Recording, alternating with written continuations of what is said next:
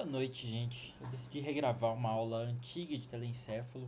Eu tinha gravado quando eu estava no terceiro ano, há 2 anos, e eu decidi regravar porque eu tinha feito pelo iPad, eu tinha desenhado. Dessa vez eu decidi fazer de uma forma um pouco mais prática, eu só peguei imagens, então algumas imagens de livro. Vai ficar muito mais fácil, acredito eu, de vocês entenderem. E agora também que eu tenho um pouco mais de experiência, acho que eu consigo falar melhor. Eu tava com vergonha no primeiro vídeo. Eu não sei se vai precisar gravar uma aula sobre embriologia, divisão do sistema nervoso, em central, em periférico, enfim, suas várias divisões. E também não sei se eu vou precisar regravar ou se eu vou regravar as outras partes de sistema nervoso, de neuroanatomia. Mas por enquanto eu vou falar só de telencéfalo. Vou falar mais de anatomia superficial.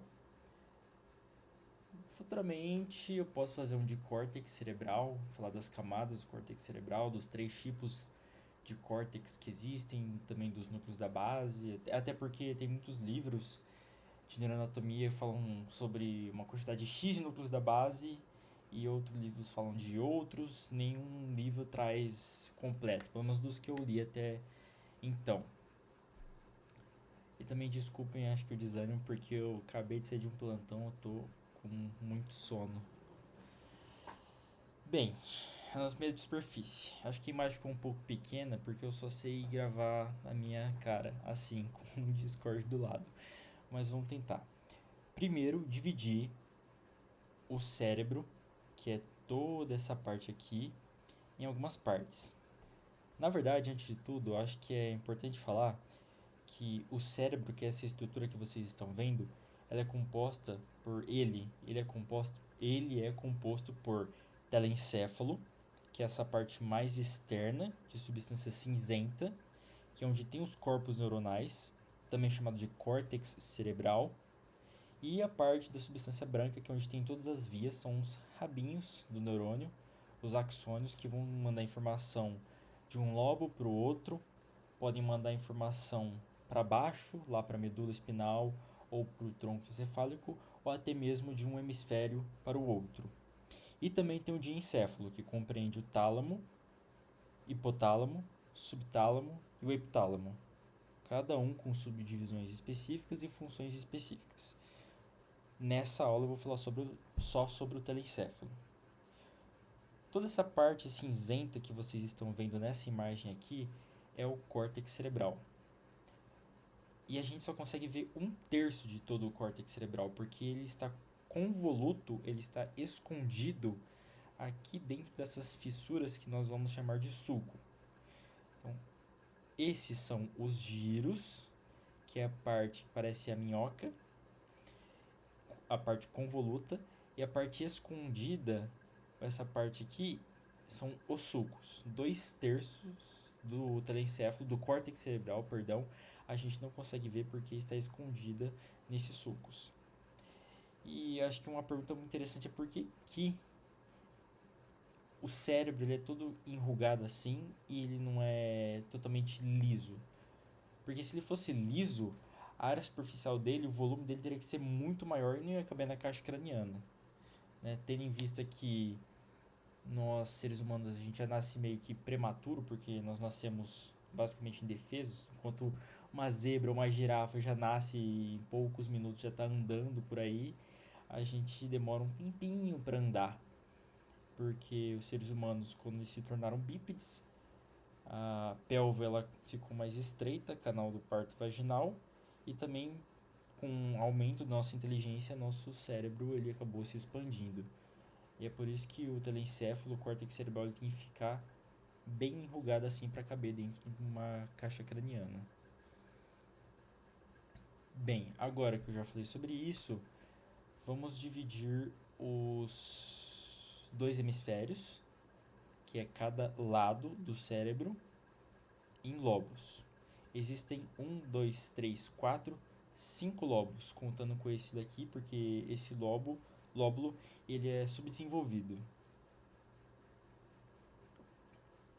Primeiro, uma estrutura importante é essa daqui, ó, que é um sulco.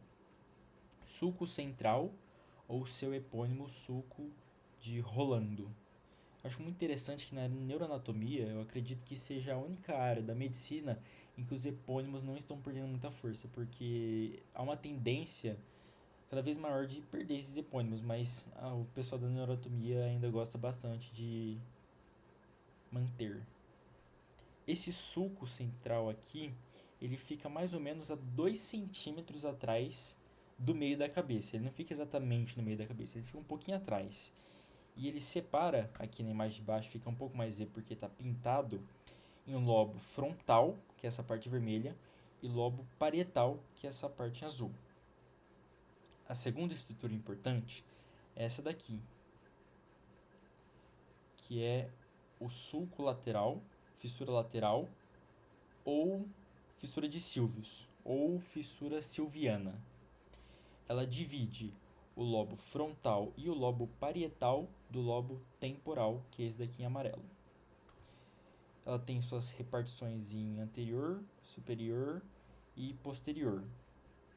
Se nós pegarmos o final do sulco de Sylvius e tracejar exatamente horizontalmente até encontrar essa linha aqui que pega desde este entalhe que nós vamos ver nos próximos slides, porque é muito difícil de ver esse sulco aqui nessa visão.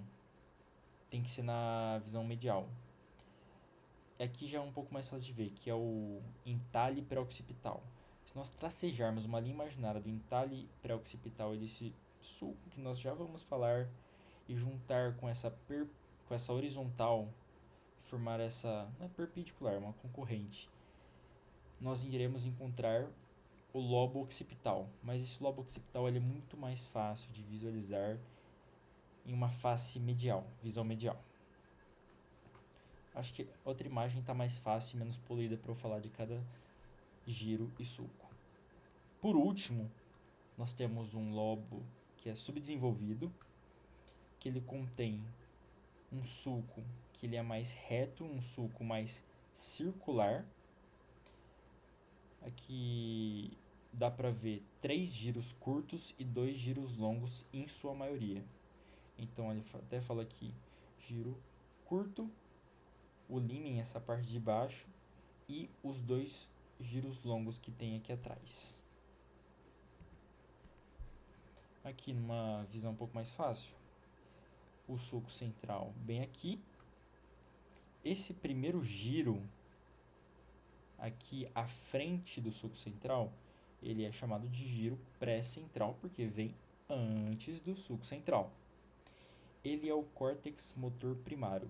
Não vamos falar especificamente de cada córtex aqui, eu só vou pincelar o que eu lembro que o Maurício e o Alexandre tinham falado nas aulas. Mas ele é o córtex motor primário e tem a ver com o homúnculo motor que eu vou falar já já. Aqui em cima temos o sulco frontal superior, no meio sulco frontal médio e o sulco frontal inferior. Esse sulco frontal inferior também é chamado de sulco de Broca. E ele é dividido em 3 partes. Parte orbicular ou pars orbiculares, porque ele fica logo acima do olho. Essa parte triangular, porque tem o formato de triângulo, ou pars triangulares, porque tem esse formato, fica entre a parte anterior e superior da fissura de Sylvius. E essa parte aqui, pars operculares, ou parte opercular, porque ele compreende aqui a abertura que vai dar acesso ao lóbulo da ínsula. Tanto esse giro temporal superior aqui, que eu vou falar já já, quanto essa parte aqui, tanto do parietal quanto do frontal, a gente chama de opercular porque ele serve como opérculo para encontrar o lobo da ínsula. O opérculo vem lá dos poríferos, né? A parte de cima do porífero, onde tem aquela abertura por onde vai entrar água para ser filtrada, se eu não me engano, lá para os coanócitos, é justamente a abertura. Então eles pegaram esse nome de lá. Bem, essa parte aqui, que está logo à esquerda, um pouco mais à frente do córtex motor primário, é o córtex motor secundário ou córtex de associação. E aqui na frente é o córtex pré-frontal. É justamente aqui onde você tem a parte de personalidade, tomada de decisões, a motivação para fazer alguma coisa. E é justamente aqui também, uma curiosidade, onde o transtorno de personalidade antissocial, também conhecido como psicopatia, tem subdesenvolvido. E é por isso que eles não têm tanta empatia pelas outras pessoas, eles veem as pessoas como objetos em si, não sentem remorso. Eles são assim, não precisam ser necessariamente serial killers ou pessoas que matam, mas sim estelionatários, ladrões, fazem roubos, entre outras coisas. Desvio de caráter. Onde estava falando? Ah, sim, agora do lobo parietal. Logo atrás do sulco central temos o giro pós-central, porque está atrás do sulco central. É o córtex sensorial primário, ou córtex somestésico primário. E aqui está relacionado ao homúnculo de Penfield, mais a parte sensitiva. E aqui atrás é onde tem uma divisão entre lóbulo, não lobo dessa vez, lóbulo parietal superior, está até escrito aqui, e lóbulo parietal inferior, que compreende tanto parte do giro angular, vou falar já já, e do giro supramarginal. E ambos têm uma função além de somestésica, mas também como uma área visual secundária. Tanto é que uma lesão nessa área pode causar a perda da percepção de movimento ou perda da percepção do timing. O Maurício ele dá o exemplo de quando você vai atravessar a rua e você não consegue saber mais ou menos como é que o carro está vindo, se ele está vindo muito rápido, você pode acabar atravessando. Se eu não me engano, o nome correto para essa doença é acinetopsia. Tem a ver com movimento, cinesis. Então, uma pessoa que tem uma lesão, quando vai ver uma bailarina rodar, um exemplo famoso de livro, ele não vê essa bailarina rodando de forma fluida, ou quando vai ver uma cachoeira, não consegue ver essa cachoeira caindo de forma fluida, por ser justamente um córtex visual secundário. E também tem um pouco de você conseguir ter noção espacial e morfológica. Eu brinco bastante que eu tenho essa área meio subdesenvolvida, porque quando eu tenho que encaixar as malas no porta-malas do meu carro, eu geralmente preciso pedir ajuda do meu pai, porque eu não consigo de forma alguma. Eu até consigo, mas fica um negócio bem feio. Passando para o lobo temporal, tem o giro temporal superior, o giro temporal médio e o giro temporal inferior. Esse giro temporal superior, o mais importante da parte cortical é lembrar do giro temporal transverso anterior, que é o giro de Resch, que é justamente essa área aqui do córtex auditivo primário. É onde você processa todas as informações que você ouve. Ah, esqueci também de falar dos sulcos, né? Aqui, como tem 3 giros, vão ter 2 sulcos. Então, sulco frontal superior, sulco frontal inferior. O sulco que está na frente do giro pré-central é sulco pré-central. O sulco que está depois do giro pós-central, sulco pós-central. Giro temporal superior, giro temporal inferior. E aqui eu não falei, mas aqui também tem um pouco de processamento de dor visceral, então uma viscerocepção, e também um pouco de gustação. É uma parte relacionada à gustação. Continuando aqui, bem, vamos pegar essa divisão. Basicamente não dá para falar muita coisa nessa visão dorsolateral. Só para falar que aqui nesse cantinho, que é onde tem o sulco calcarino, nos lábios do sulco calcarino você tem o córtex visual primário, onde a gente processa a visão. Ou seja, se você machucar essa área aqui, você perde a capacidade de processar a visão. E cada um dos lugares, se você machuca, seja por um AVC, por um trauma, você vai ter a perda específica da função que eu falei agora. Mas nos próximos slides vão aparecer isso melhor. E quem foi o louco que conseguiu dar cada nomezinho, estruturar cada coisazinha, falar esse daqui tem uma função diferente dessa. Ele não especificou, mas ele falou, esse daqui tem uma diferença aqui, esse daqui é um pouco diferente desse. Foi um cara chamado Brodmann, que eu não coloquei o nome dele aqui, mas o Maurício deve ter falado e colocado. Ele basicamente numerou todo o córtex cerebral em várias áreas, baseado na histologia desse tecido. Porque vocês vão ver lá na parte de córtex cerebral que existem 3 tipos: o arquicórtex, o paleocórtex e o neocórtex. O arquicórtex só tem 3 camadas, que é só o hipocampo. O paleocórtex tem 4 camadas e ele é mais da parte da vista inferior do telencéfalo. E o neocórtex, que é onde tem todas as camadas, tem as 6 camadas: granular, piramidal, molecular, multiforme, se eu não me engano agora. Tem que ver se eu não inverti. Não, a primeira é molecular, depois é piramidal externa, granular externa, piramidal interna, granular interna e multiforme. Isso mesmo. Tem as 6 camadas e aí cada regiãozinha específica tem uma camada um pouco maior de um e um pouco menor de outra.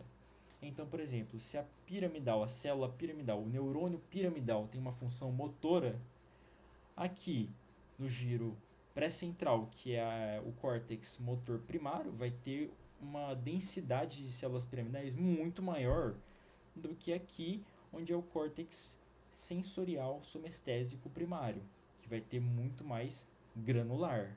Então, baseado nessa variação da densidade, da quantidade de neurônios, ele conseguiu dar números para cada uma dessas áreas, certo? Aqui é uma vista medial do cérebro, então o autor aqui fez um corte sagital mediano, cortou aqui bem no meio da cabeça. Nossa, agora que eu fui ver que minha cabeça tá quadrada. Enfim. Por onde a gente começa? Pela frente ou por trás? Só vou citar algumas estruturas aqui. Tem a hipófise aqui, a adenohipófise e a neurohipófise, aqui dentro da célula turca. Uma curiosidade é que se chama célula turca porque tem formato de uma célula turca. Exato, uma célula de colocar num animal da Turquia. É só pesquisar depois. Algumas estruturas que elas são de comunicação interhemisférica. Então esse maior aqui é o corpo caloso, onde tem o rosto, joelho, tronco e esplênio. Ele comunica um hemisfério com o outro. Em casos de epilepsia, você pode fazer um corte nele específico, mas além de corrigir a epilepsia, você tem outros problemas relacionados. Eu não vou saber explicar muito bem isso. Acho que o Alexandre ia falar muito melhor. Até porque o Alexandre, ele na verdade prefere fenestrar, que é fazer cortes no hipocampo, quando o tratamento medicamentoso não está dando certo. Também funciona para epilepsia. Aqui é a comissura anterior. Aqui ele tem em cima do... Meu Deus, qual que é o nome disso aqui? Eu tinha esquecido. Os colículos superior, colículo inferior. Aqui em cima você tem o trígono das abênulas. E a abênula também é uma comissura, passa informação de um lado para o outro. Aqui é uma adesão intertalâmica. Você tem um tálamo de um lado, um tálamo aqui. Você comunica um tálamo com o outro por meio desse negocinho. Tanto é que o terceiro ventrículo, vai ver mais pra frente, ele tá entre os 2 tálamos. Aqui tem um fórnice. O fórnice é interessante porque ele é uma estrutura volta, que além de comunicar um hemisfério ao outro, ou seja, de associação interhemisférica ou comissura, ele também tem fibras de projeção, que são fibras que saem do sistema nervoso, no caso o encéfalo, e desce lá para a medula espinal e vai para um lugar específico. Septo pelúcido, ele só liga o corpo caloso ao fórnice, são duas membraninhas, e também vai separar um ventrículo lateral de outro. Aqui tem um pouco de plexo coroide, né, que é a junção da artéria coroideia com as células ependimárias. O que mais pode ver aqui? Aqui tem um tálamo aqui, no meiozinho. Aqui é o tronco encefálico, o mesencéfalo, a ponte e o bulbo, nessa ordem. Muitas vezes você vai ver o bulbo com esse nome aqui de medula oblongata. Então, em muitos livros, se for pegar em inglês ou até em português mesmo antigo, vai estar só medula para o bulbo, mas ele está se referindo ao bulbo. O quarto ventrículo, o aqueduto mesencefálico, o aqueduto de Sylvius, os colículos ou placa quadrigeminal, lembrei agora o nome, o cerebelo com todos os folhetos. Inclusive, uma curiosidade muito interessante também, antigamente acreditava-se que existiam 100 bilhões de neurônios, tanto é que existe um livro muito famoso de neuroanatomia, se eu não me engano o autor é o Robert Lynch. Ele tem esse nome porque acreditava-se na época que tinha 100 bilhões. Hoje sabe-se que existem aproximadamente 86 bilhões de neurônios e 80% deles estão contidos apenas no cerebelo. Cerebelo, que significa cérebro pequeno. 69 bilhões. 69 bilhões de neurônios estão contidos aqui. E eu já gravei a aula, né? Então vai estar lá na aula explicando por quê. O que mais que eu tenho para falar antes de começar a falar sobre o telencéfalo em si? Acho que é só isso mesmo. Porque vai ter uma visão inferior. Bem, vamos começar aqui. Tá vendo esse giro aqui? Esse giro aqui eu vou falar um pouco depois, porque ele é específico, ele faz parte do sistema límbico. Aqui é lobo anterior ainda. A parte inferior eu acho melhor falar depois, porque a gente vai ter uma visão inferior. Continua com a sua estrutura no giro frontal superior. Aqui, tudo giro frontal superior. Aqui ele está falando de giro frontal medial, porque é uma vista medial, mas é uma continuação, uma convolução do giro frontal anterior. Termina aqui, no sulco pré-central. Aqui no meio, não dá para ver nessa visão, é onde passa o sulco central. Tá até aqui, ó. Sulco central, é esse daqui. Ele demarca especificamente esse lóbulo chamado de lóbulo paracentral, mas o pessoal gosta de chamar também de lobo quadrado, que tem esse formato quadrado, quadrangular. Logo depois dele nós temos o pré-cúneus. Depois do pré-cúneus temos o cúneus, que é parte do lobo occipital. E aqui vem ele, o sulco parieto-occipital, que eu tinha falado que não dá para ver muito bem em uma face dorsolateral. Dá para ver assim perfeitamente aqui numa face medial. O sulco calcarino, que também dá para ver muito melhor aqui nessa visão. E aqui acaba o lobo occipital. Bem aqui nas bordinhas do sulco calcarino, onde você tem os lábios dele, é onde está o córtex visual primário. Esse daqui é o giro do cíngulo. Eu falei que eu ia deixar para depois porque tem gente que considera como sendo outro lobo, lobo límbico, composto por giro do cíngulo. Tem um istmo aqui singular e ele continua com um giro parahipocampal e termina lá no unco. O pessoal chama isso aqui de lobo límbico e junta com o hipocampo e outras estruturas para formar o sistema límbico. Mas eu acredito que, assim, assim como chamam isso daqui de lobo quadrado, chamam isso daqui de lobo límbico, mas não, não sei se eu colocaria como, né? Mas quem sou eu para falar? Bom, terminado essa parte, vamos ver o que eu deixei aqui. O que eu deixei de próxima. Já falei das partes do corpo caloso, que é o rosto, essa parte de baixo. Muito interessante também que embaixo do rosto, bem aqui, que é no parte anterior do giro do símbolo, que também faz parte do sistema límbico, se você tiver, eu não lembro qual neurotransmissor tem aqui, mas a falta de um neurotransmissor específico, ou um excesso, porque pode ser do GABA, não vou saber dizer exatamente agora, causa a conhecida depressão maior. Bem, vamos ver. Rosto, joelho, tronco, esplênio. Aqui o Fornix, ele cortou um pouco mais pra gente, para mostrar a continuação do Fornix. Ele mostrou também aqui o corpo mamilar, a continuação dele, fascículo mamilotalâmico, então é o que leva o corpo mamilar até o tálamo. E esses de baixo aqui eu vou mostrar nessa imagem, muito melhor de ver. Vamos começar aqui pela frente. Quando você olha de cima para baixo num crânio cortado longitudinalmente, você consegue encontrar três fossas: fossa anterior, fossa média e fossa posterior. E aqui tem três estruturas que vão ficar alojadas em cada uma dessas fossas. Fossa anterior abriga o lobo anterior, a fossa média ocupa o lobo temporal e a posterior ocupa esse finalzinho do temporal, parte também do occipital. Aqui no anterior, então, no lobo frontal, na parte anterior, temos os giros orbitais, vários giros. Entre esses giros vão passar os sulcos orbitais.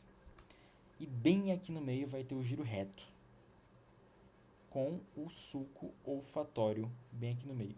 Sulco olfatório porque o bulbo olfatório junto com o trato olfatório ele vai passar bem aqui nessa parte, que é o nervo craniano 1.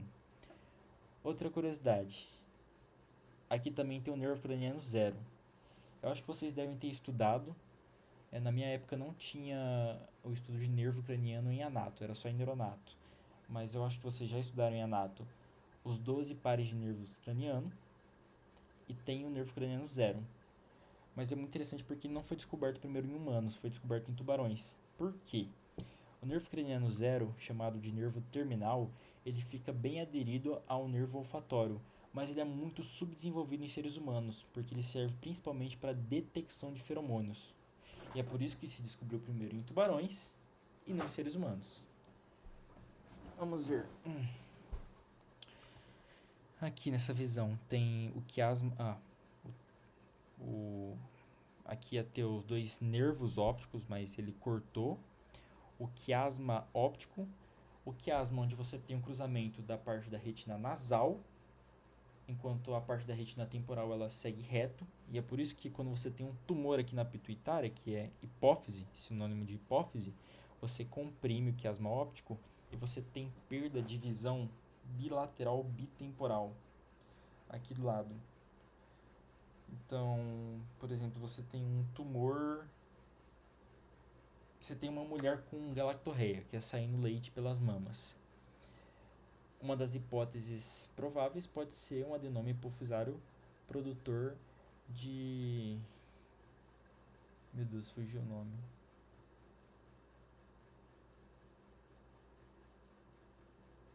Meu Deus, fugiu o nome. Eu usei esse nome tanto no plantão. Meu Deus. Qual que é o nome do negócio? Tem um hormônio que causa galactorreia. Eu confio que vocês vão pesquisar esse nome. E esse adenoma hipofisário ele pode produzir tanto todos os hormônios que a hipófise produz, tanto esse hormônio específico. E nessas mulheres você tem a perda da visão bilateral bitemporal. Aqui a pituitária, que é sinônimo de hipófise. os dois corpos mamilares, que vão seguir trajeto até o tálamo pelo fascículo mamilotalâmico, substância perfurada anterior dos dois lados, que é por onde entram vasos sanguíneos para irrigação lá dentro, substância perfurada posterior, aqui é um corte longitudinal do mesencéfalo, do tronco cefálico, mais especificamente o mesencéfalo, e aqui você tem crus cerebri ou pedúnculo cerebral, que é por onde passa o trato piramidal ou trato córtico-espinal. Aqui tem a substância nigra. A substância nigra ela é uma região produtora de dopamina. Tem duas regiões, na verdade, dentro dela, e uma delas produz dopamina. Tanto é que na via nigroestriatal que liga a substância negra até o corpo estriado, que é um núcleo da base, uma junção de núcleos da base, na verdade, e você tem uma parada da produção de dopamina, você tem justamente o parkinsonismo, doença de Parkinson. Não é sinônimo parkinsonismo de doença de Parkinson, que é caracterizado basicamente por bradicinesia, movimento lento, não necessariamente tremor.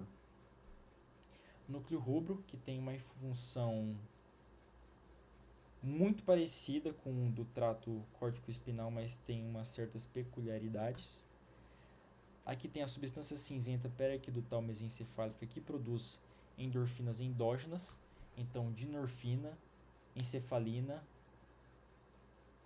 e endorfina, são essas três. São opioides endógenos. Eu falei endorfinas endógenas, né? São opioides endógenos e eles ajudam na dor, como os opioides fazem, porque eles caem diretamente aqui no líquor. Esse aqui é o aqueduto de Sylvius, que é o que liga o terceiro ventrículo até o quarto ventrículo. Aqui é uma parte do tálamo, o corpo geniculado lateral para visão, corpo geniculado medial para audição, o pulvinar do tálamo, aqui o esplênio do corpo caloso, a bundinha do corpo caloso, e aí sim vamos para o lobo temporal, que esse daqui é um pouquinho chato o nome. Esse daqui de fora é o giro occipitotemporal lateral, enquanto de dentro é o occipitotemporal medial. E aqui tem o sulco occipitotemporal, que é o que separa os dois. O giro occipitotemporal lateral também pode ser chamado de giro fusiforme. Sulco colateral é aquele que separa o occipitotemporal medial do lingual e o parahipocampal. Eu já falei o nome dos próximos também, né? O giro lingual, o giro parahipocampal, lembra? Aquele que junto com o istmo do cíngulo, junto com o cíngulo, vai fazer parte do sistema límbico. Então ele vem por aqui, ó, por trás, dá a volta, continua com o parahipocampal e termina nessa estrutura chamada de uncus, ou unco. Acho que eu falei de todas as estruturas, né? Ah, uma outra coisa. O que separa os dois hemisférios é o fissura longitudinal. Faltou mais? Não, não faltou. Ah, e pra terminar, esse aqui é de cerebelo, porque eu usei o mesmo template na preguiça. Pegamos os cérebros e eu falei que aqui, ó, no sulco central você tem a repartição em giro pré-central e pós-central. Pré-central, onde você tem o homúnculo motor, pós-central, onde você tem o homúnculo sensitivo. Homúnculo, ele é o diminutivo erudito de homem, justamente porque ele representa o nosso corpo, mas como um homenzinho nesse giro específico. Assim como você tem, por exemplo, o diminutivo erudito de animal, animálculo, de obra, opúsculo, etc., tudo terminado em culo, homúnculo é o diminutivo de homem. Tem outras imagens, se você pesquisar esse nome aqui, homúnculo de Penfield, você vai ver uns bichinhos com uma cabeça, mão grande, e tem um motivo específico.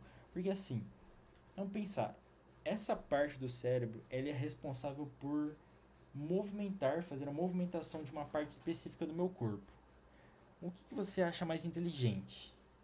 Se todos os neurônios desse giro se juntarem para fazer uma movimentação específica, ou se cada neurônio, cada grupo, na verdade, de neurônios tiver uma função específica. é muito mais inteligente se cada grupinho tiver uma função específica.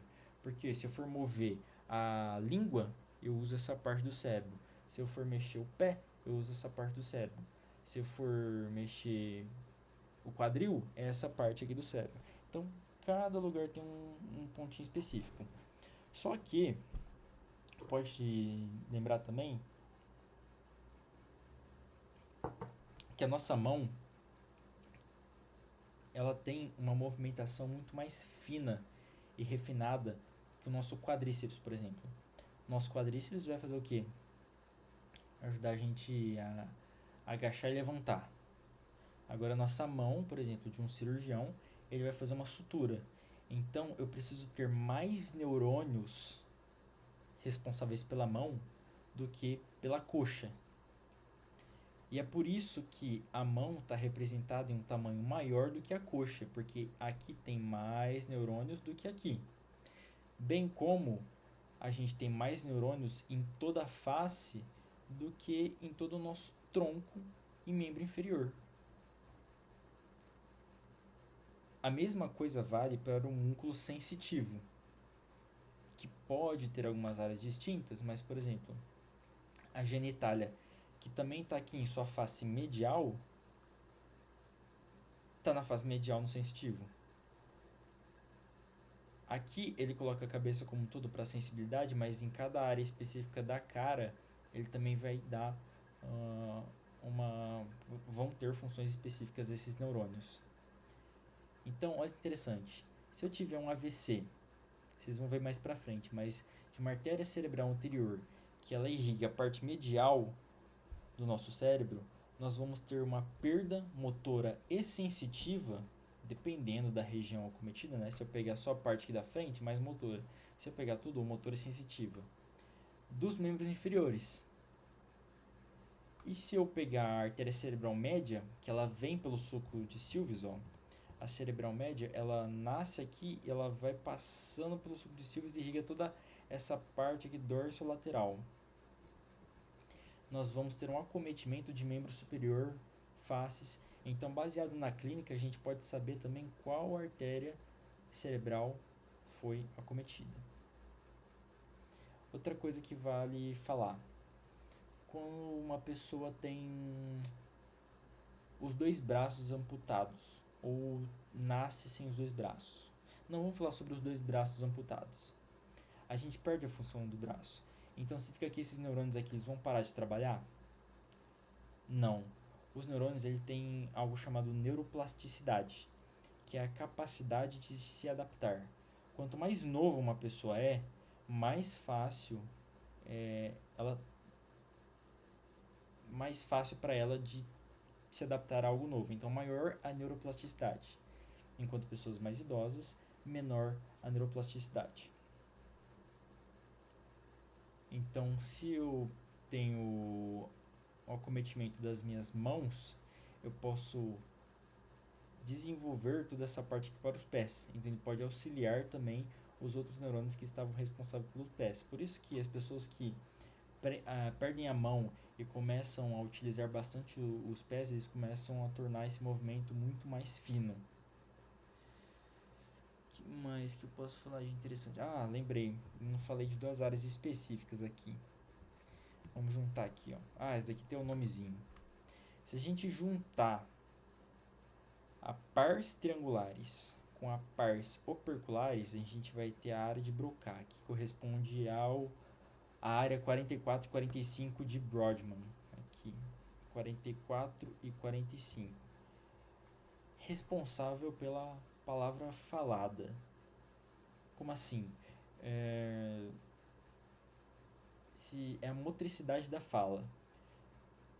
Se nós lesarmos essa área, nós vamos perder a capacidade de falar. Então a gente entende tudo que as pessoas estão falando, mas a gente começa a falar nada com nada. A gente vai soltando várias palavras, mas não conseguimos de alguma forma juntar para formar uma frase que tem sentido.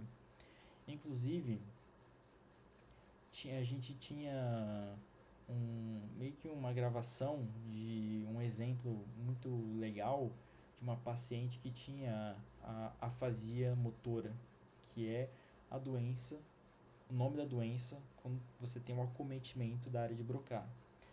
E assim como tem a área de Broca, você tem a área de Wernicke, que não é exatamente o giro angular e o supramarginal, mas é parte deles, que é onde você tem a compreensão da fala.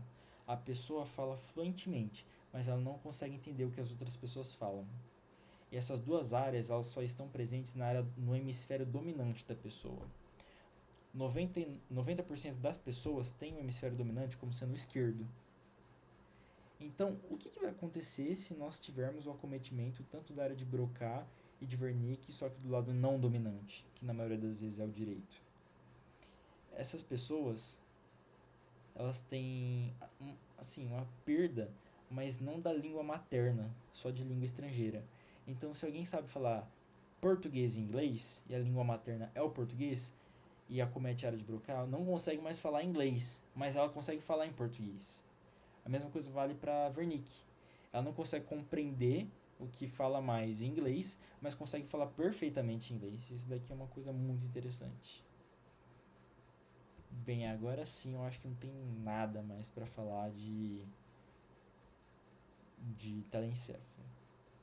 É claro, mais para frente vão ter os núcleos da base, vão ter a substância branca, que é essa daqui abaixo do córtex, que é onde leva a informação de um lado para o outro. E eu acredito que o Maurício tenha falado de MIP, motivação, integração, programação e execução. Eu já tinha até conversado uma vez com ele de trocar integração e programação, porque fica um pouco confuso se é pego de forma assim, sem contexto. Porque